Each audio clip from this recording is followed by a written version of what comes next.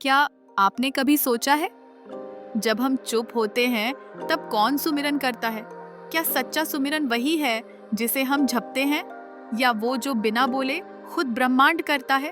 आज के इस दिव्य सत्संग में हम प्रवेश करेंगे एक ऐसी गहराई में जहां शब्द मौन हो जाते हैं और आत्मा प्रभु से सीधा संवाद करती है।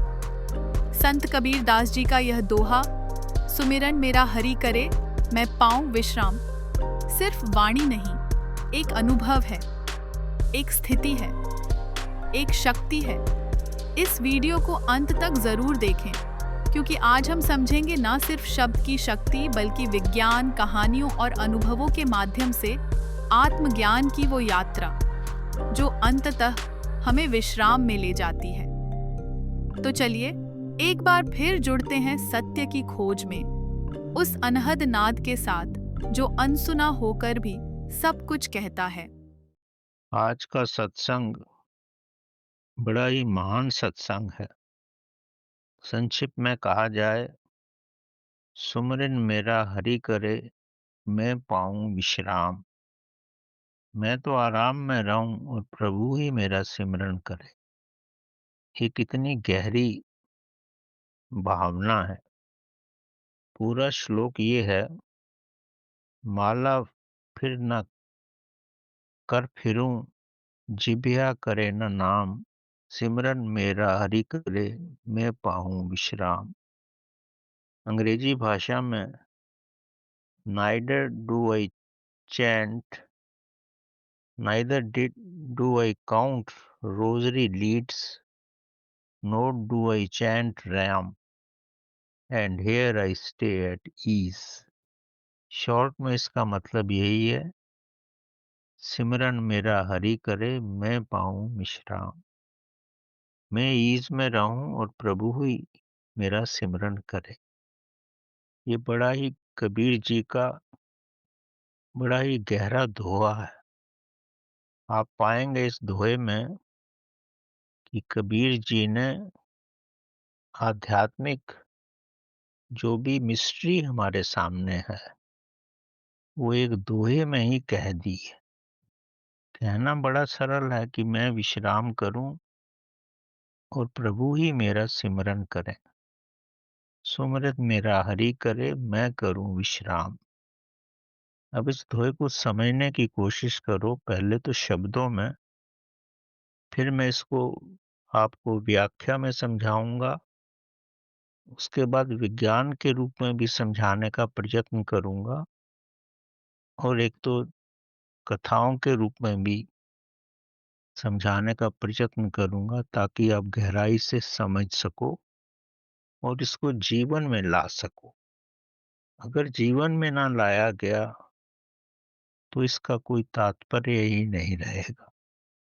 शब्दों में कहना तो बड़ा सरल है कि भगवान ही हरि का सिमरन कर रहा है और मैं विश्राम कर रहा हूं।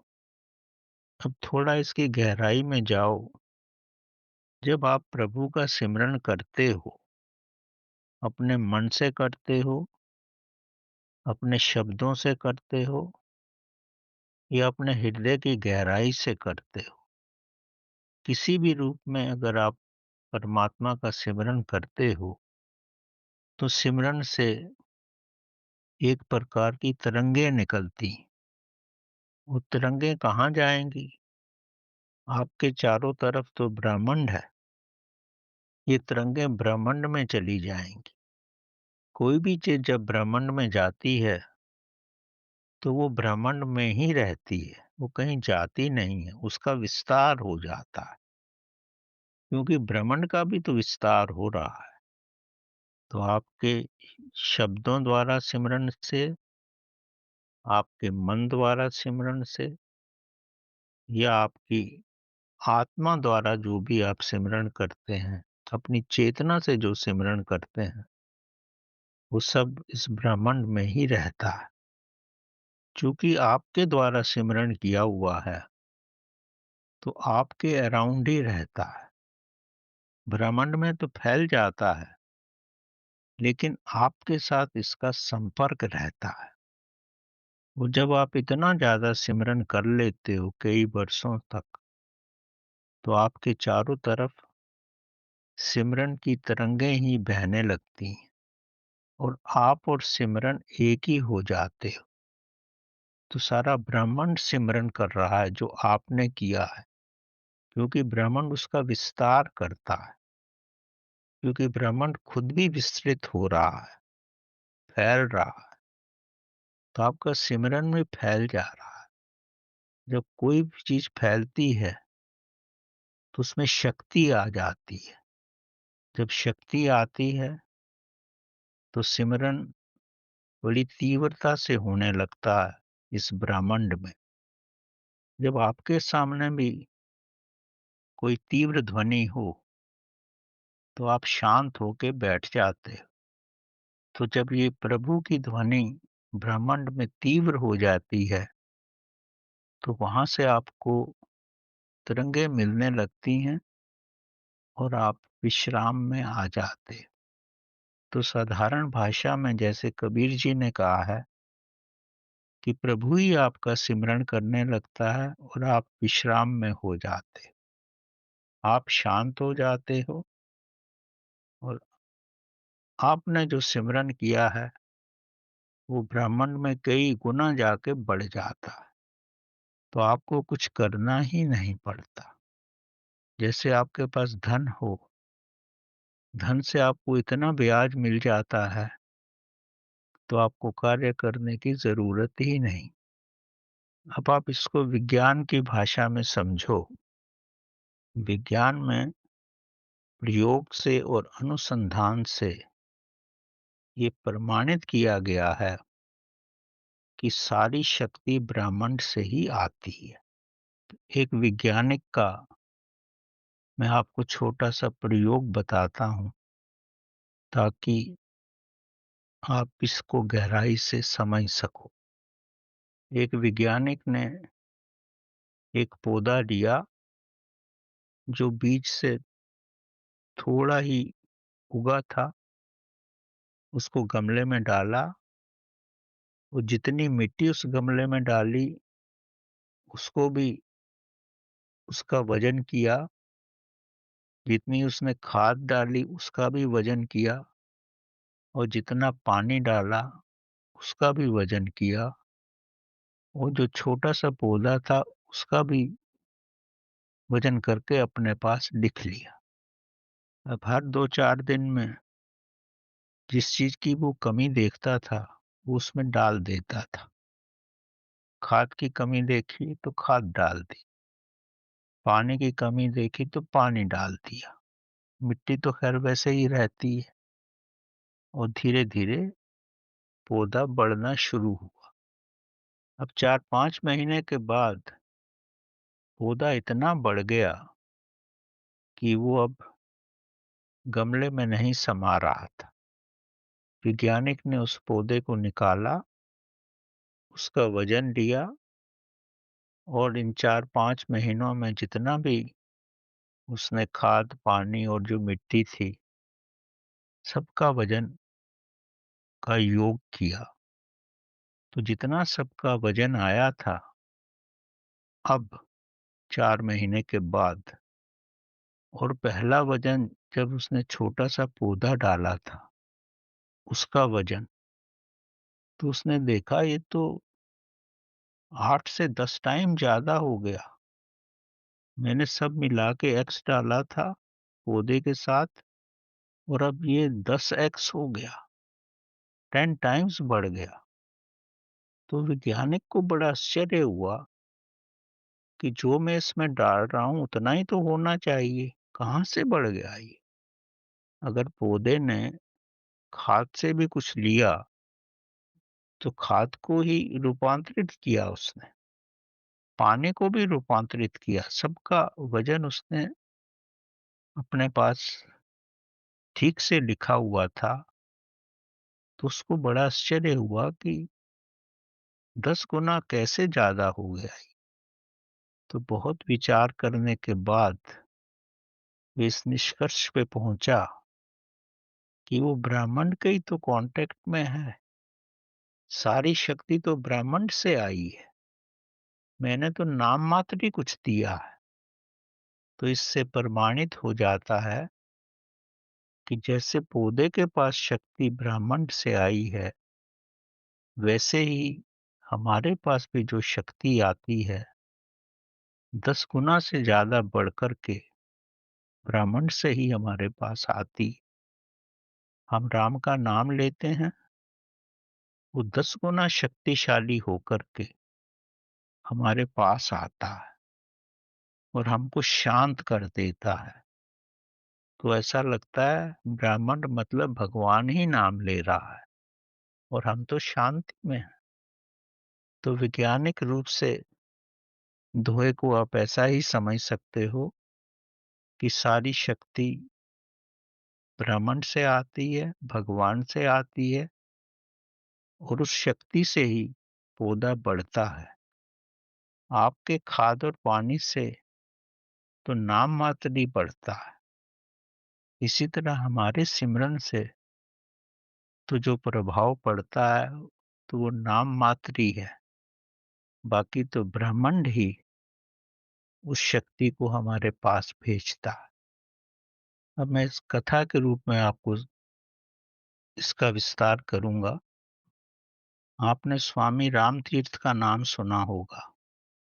वो कुछ वक़्त तक अमेरिका में रहे थे और उसके बाद भारत में आकर के हिमालय में रहने लगे। अमेरिका में जब वो रहते थे, तो अपने स्वयं को राम नहीं कहते थे। अगर किसी वजह से कोई उनको कुछ बोलता था या उन पे अपशब्द उनके प्रति बोलता था, तो जब अपने निवास पे आते थे, तो स्वयं को बोलते थे कि आज तो राम को बड़ी गालियाँ पड़ी। अपने को थर्ड सेंटेंस में एक्सप्रेस करते थे। ये नहीं कहते थे कि मेरे को पड़ी, क्योंकि स्वयं को तो वो आत्मा समझते थे और जिस पे अपशब्द हुए, वो उनके लिए ही राम तीर्थ था। तो ये उनकी बड़ी महान अवस्था थी। वो स्वयं को शरीर नहीं समझते थे, आत्मा ही समझते थे। जब हिमालय में आके रहने लगे तो उनके साथ उनका एक शिष्य था, पूरन सिंह। उनके लिए भोजन बनाता था। कुटिया के अंदर वो रहते थे और ये कुटिया के बाहर रहता था। बीच में छोटा-सा दरवाजा बना रखे थे। ये कुटिया के अंदर सोते थे और पूरन सिंह बाहर सोता था। दिन भर स्वामी रामतीर्थ हिमालय में घूमते थे, घाटियों में रहते थे, प्रभु का नाम लेते थे, ध्यान करते थे। जैसी भी उनकी इच्छा होती वैसे ही रहते थे। कोई आ जाए प्रभु की चर्चा करने के लिए तो चर्चा भी करते थे और शाम में आके विश्राम करते थे। मतलब 24 घंटे प्रभु के साथ ही थे। तो कई वर्ष हो गए रहते हुए। एक बार पूरन सिंह को नींद नहीं आई और रात में वो उठ के बैठ गया। वो जैसे ही वो उठ के बैठा, तो उसको अंदर से आवाज आ रही थी, राम, राम, राम। बड़े धीमे स्वर से आवाज थी, पर आवाज थी। तो इसने समझा कि शायद कोई जानवर है बाहर। तो बाहर जाके देखा तो कुछ भी नहीं था। फिर अपने बिस्तर पे बैठ गया, फिर उसको आवाज आई। फिर अंदर गया तो देखा कि स्वामी जी तो सो रहे हैं और आवाज अंदर जाने पे थोड़ी बड़ी हुई महसूस हुई उसको। फिर उनके शरीर के पास गया तो आवाज की तीव्रता बढ़ गई। तो काफी देर तक खड़ा रहा। तब उसने महसूस किया ये आवाज उनके सांसों से नहीं आ रही है। सांस तो ले रहे हैं और वो गहरी निद्रा में सो रहे हैं। आवाज उनके शरीर से निकल रही है, जैसे कि शरीर से तरंग निकल रही हो और ब्रह्मांड की तरंगें उन तरंगों से मिल रही हों। उनके मिलने से ही आवाज की तीव्रता बढ़ रही हो। जैसा ही उनके पास आते थे तो आवाज़ ज़्यादा लगती थी, थोड़ा दूर जाते तो आवाज़ कम लगती थी और बदन के पास ज़्यादा आते थे तो तीव्रता और बढ़ जाती थी।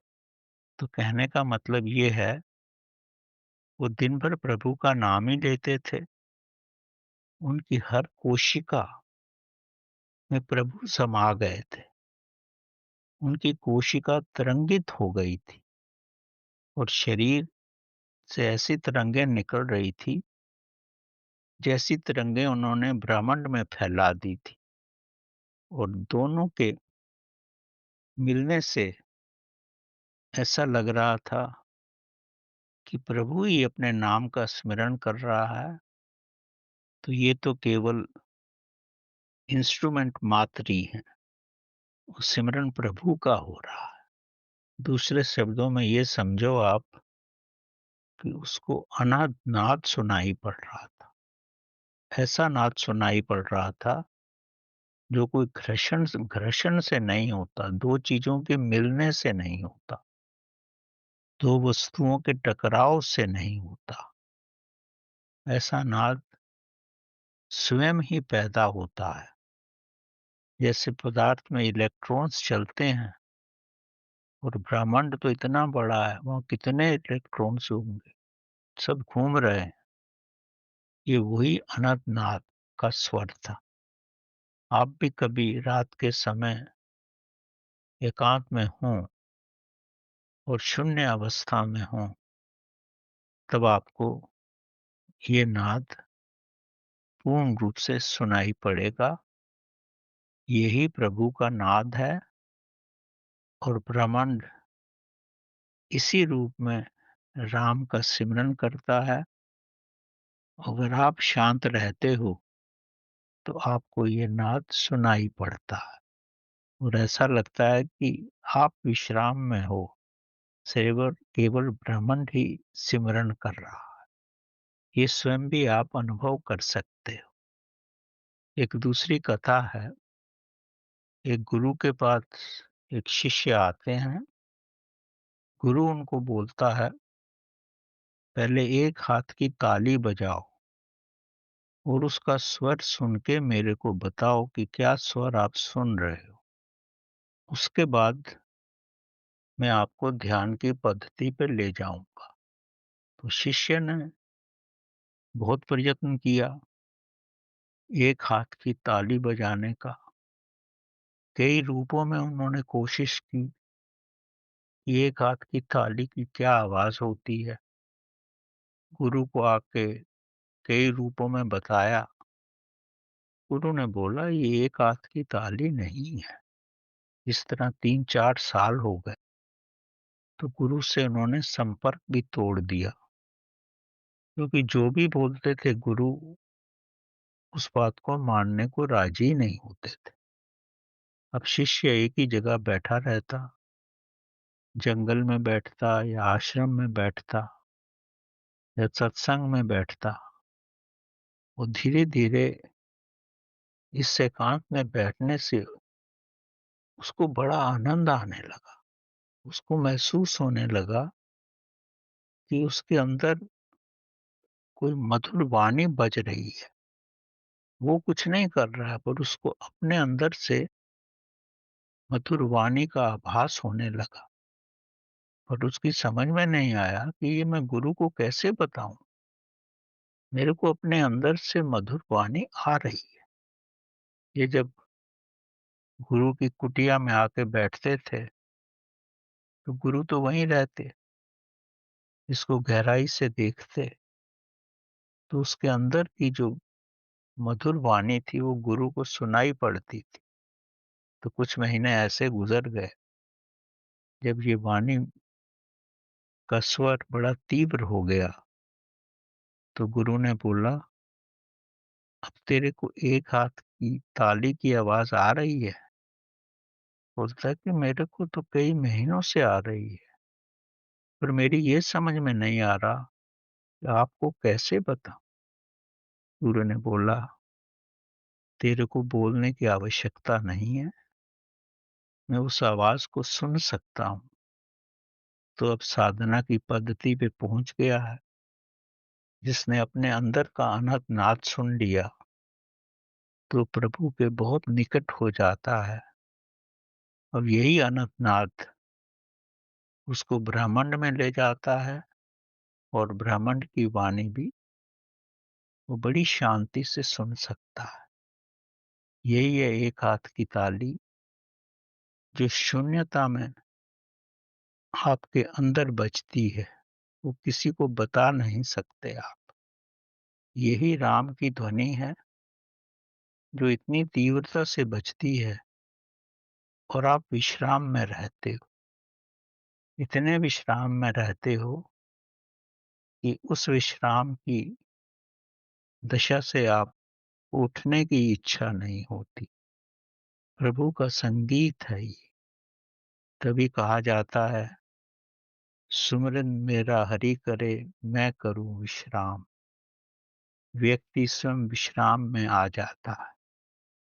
जब आप स्वयं विश्राम में आ जाते हो, तो वो जो पशु भी हैं, वो भी आपकी वाणी को सुन लेते हैं और आपके पास आने की कोशिश करते हैं।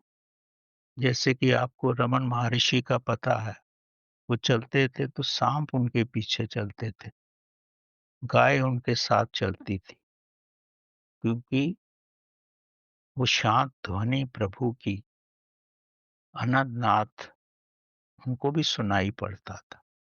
आपको पता होगा, जब कृष्णमूर्ति अपना सत्संग करते थे, तो नियमित रूप से 1-2 गायें आ जाती थी, और जब तक सत्संग चलता था, वो शांत बैठी रहती थी, जैसे कि वो सब सुन रही। कि गाय को हम माँ क्यों कहते हैं? क्योंकि उनकी आध्यात्मिक अवस्था बहुत ऊँची होती। मेरे जीवन की भी एक घटना है। मैं अपनी ग्रैंड डॉटर को लेकर के गाँव में गया, वो जहाँ बहुत सारी गायें की जो गौशाला थी, गायें तो अंदर थी, बाहर फेंसिंग थी, वो गाय अपना चारा वगैरह खा रही थी। मैं बच्ची को गाय दिखाने ले गया था। जैसे ही हम फेंसिंग के पास पहुँचे, जितनी भी 15-20 गायें थी, सब अपना चारा छोड़ कर के फेंसिंग के पास आ गई। बड़ा आश्चर्य हुआ। फिर हम लोग वहाँ से चल दिए और घूम के फिर वापस आए, तो फिर गायें आ गई। और भी कुछ लोग आए, तो गाय उनके पास नहीं आई। तो मेरी ग्रैंड डॉटर ने पूछा, हम आते हैं तो गायें आ जाती हैं, और बाकी लोग आए तो नहीं आती। मैं उसको क्या जवाब दूँ? मैंने उसको यही उत्तर दिया कि गाय भोली माताएँ हैं, और हम भी भोले हैं, तो भोले लोगों के पास भोले लोग आ जाते हैं। खैर, मेरा कहने का मतलब है कि गायों को भी, जो बड़े विकसित प्राणी हैं, उनको भी अनंत नाद का स्वर सुनाई पड़ने लगता है, और वो कोशिश करती हैं कि निकट से निकट आपके पास आ जाएँ। तो ऐसा है, आपने श्वेत केतु की कथा सुनी होगी। श्वेत केतु जब पढ़ लिख कर अपने पिताजी के पास आए, तो उनको बड़ा घमंड था अपने आप पे। उन्होंने पिताजी को नमस्कार भी नहीं किया। उन्होंने समझा पिताजी बड़े खुश होंगे, मैं खूब पढ़ लिख के आया हूँ। पिताजी ने एक ही बात पूछी कि तू उस एक को जान के आया है, जिससे सारा संसार चलता है? उस एक का ज्ञान है तेरे को? बोला, आश्रम में तो ये नहीं सिखाया गया। तो पिताश्री ने बोला, जिसको एक का ज्ञान नहीं है, वो हमारे परिवार में रहने लायक नहीं। ये सुनकर ये फिर से वो आश्रम में चला गया, और गुरु को जाके बोला कि पिताजी तो ऐसा बोल रहे। अगर गुरु ने कहा, अगर तेरे को एक का ज्ञान चाहिए, तो पुस्तकों में नहीं मिलता, वो तेरे को स्वयं ही खोजना पड़ेगा। तो ये 400 गाय हैं, ये लेकर के तू जंगल में जा, इनकी सेवा कर, जैसा तेरे को जीवन बिताना है बिता, और जब ये 1000 हो जाएँ तो वापिस आ जा। तो श्वेत केतु गया गाँव को लेकर के, कुछ दिन तो उसे बड़ा कष्ट हुआ, फिर धीरे-धीरे गायों के साथ रहने लगा, स्वयं के साथ रहने लगा। मन उसका इतना शांत हो गया और इस शांत मन में उसको अनर्गनाद सुनाई पड़ने लगा। उस अनर्गनाद के साथ ही रहने लगा और उसको मालूम ही नहीं पड़ा कब 400 से गायें 1000 हो गई। तब गायों ने आकर के उसको बोला कि हमारी संख्या तो हो गई 1000। अपने इशारों में उनको बोला, प्यार करके। तब वो समझ गया कि गुरु के पास जाने का समय हो गया। जब वो गुरु के आश्रम में आने लगा, तो और शिष्यों ने देखा कि श्वेत केतु आ रहा है, 1000 गाय हैं। गुरु ने बोला वो 1000 नहीं है, 1001 है, क्योंकि वो भी तो एक गाय बन चुका था। गुरु का आशीर्वाद लेकर के घर की तरफ प्रस्थान किया। वो जैसे ही घर पे पहुंचने लगा, तो पिताश्री ने उसको देखा दूर से। उसके मुखारबिंद पर इतनी आभा थी कि गुरु की कृपा से पिताश्री उस आभा को अपने में नहीं समा सके और बिना अपने पुत्र से मिले ही घर छोड़ के चले गए। जब आप अनंतनाथ के साथ रहते हो, प्रभु सिमरन में रहते हो और आपको प्रभु का सिमरन ही सुनाई पड़ता है, आप कुछ नहीं बोलते हो, सिमरन तो वही करता है, आप शांत रहते हो। उस शांति में इतना आनंद होता है, इतनी आभा आती है, आपके कुटुंब वाले भी उस आभा को देख करके स्वयं के साथ नहीं रह सकते और उस अवस्था को पाने के लिए कोई ना कोई विधि अपनाते हैं।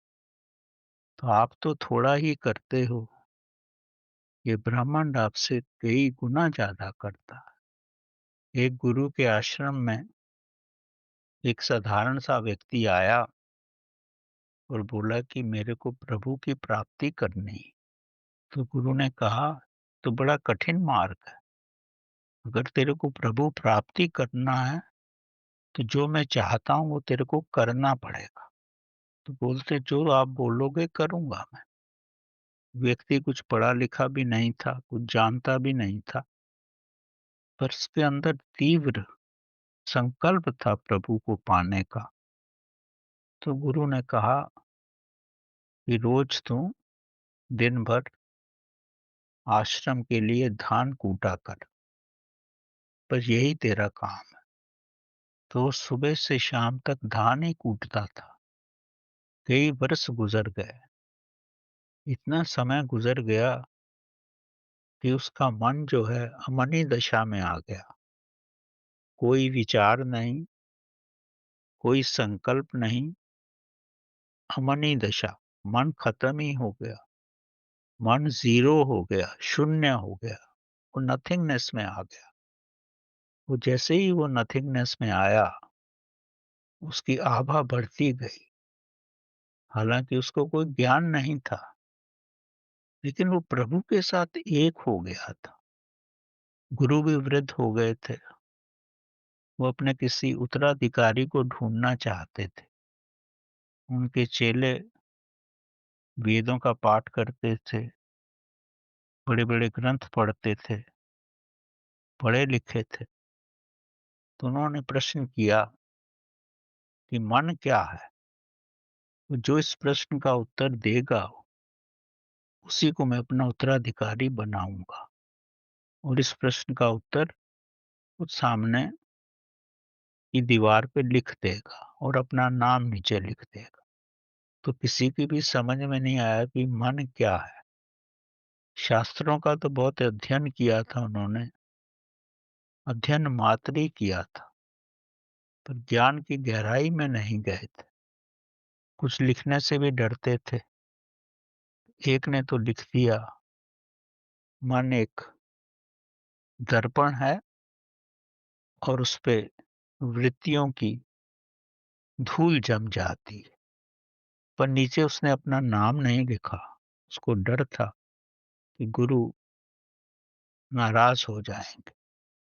जब इस धान कूटने वाले ने देखा, उसको तो पढ़ना नहीं आता था, उसने पूछा ये क्या लिखे हो? तो उन्होंने बोला कि मन एक दर्पण है, उसमें धूल जम जाती है। मैं बोला ये सब गलत है। सब शिष्य हंसने लगे। ये धान कूटने वाले को क्या पता है ये क्या होता है। जब गुरु ने आकर के उस शिष्य के इस वाक्य को पढ़ा, नीचे नाम भी नहीं लिखा हुआ था, तो गुरु ने बोला किस मूर्ख ने लिख दिया है ये? शिष्यों को मालूम पड़ा कि जो उन्होंने लिखा है वो गलत है। तो दूसरे दिन इस धान वाले ने बोला शिष्य को कि मुझे तो लिखना नहीं आता, पर तुम मेरा नाम लिख कर के दीवार पे लिख दे कि मन तो शून्य है और शून्यता में ही प्रभु है। शिष्यों ने उसका मजाक उड़ाया पर उन्होंने लिख दिया। दूसरे दिन गुरु आए, उनको पढ़ के बड़ा आश्चर्य लगा और उस व्यक्ति का नाम भी नीचे लिखा हुआ।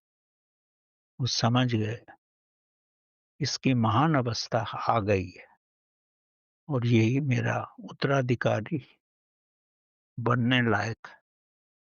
पर उसको उन्होंने आश्रम से दूर जाने को कहा और बोला कि जब मैं बोलूं तभी आना। तो वो आश्रम से दूर चला गया, क्योंकि अगर उसको उत्तराधिकारी बनाते तो शिष्य तो उसको मार ही डालते थे। जब धीरे धीरे गुरु ने उनको समझाया, जब आपकी आत्मिक दशा आ जाएगी तो मन शून्य हो जाएगा, तभी आप में चेतना का विकास होगा और यही महान दशा है।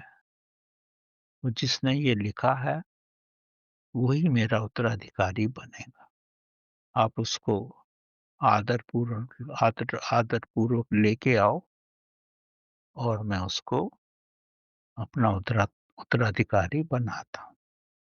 तब शिष्यों की समझ में आ गया कि पुस्तक ज्ञान से कुछ नहीं होता जब तक आपको ब्रह्मांड का ज्ञान ना हो जाए। ब्रह्मांड का ज्ञान तभी होता है जब मन शून्य हो जाए। मन शून्य तभी होता है जब आप मन से ऊपर हो जाओ, समय से ऊपर हो जाओ, स्थान से ऊपर हो जाओ। तभी आप परमात्मा का रूप हो सकते हो। और यही अवस्था उसकी आई और तभी वो उसको सारा ब्रह्मांड का ज्ञान स्वयं ही हो गया। शब्दों में तो वो कुछ नहीं बोल पाता था, पर सारे ब्रह्मांड का ज्ञान अमनी दशा में होने से वो अकाल के रूप में हो गया था। और तो उसको तभी गुरु ने उसको उत्तराधिकारी बनाया। शिव भगवान जो हैं, शिव एक समय है, पार्वती शक्ति है। समय वैसा ही रहता है। जब शक्ति का विचरण होता है तो ही संध्या आती है। संध्या का मतलब ये है वो अवस्था आती है कि आप परमात्मा के साथ हो जाते हो। शिव तो वही रहते हैं, लेकिन आप काल में न रह करके शक्ति के माध्यम से अकाल में चले जाते हो। जब आप अकाल में जाते हो तो आपका मन विलीन हो जाता है।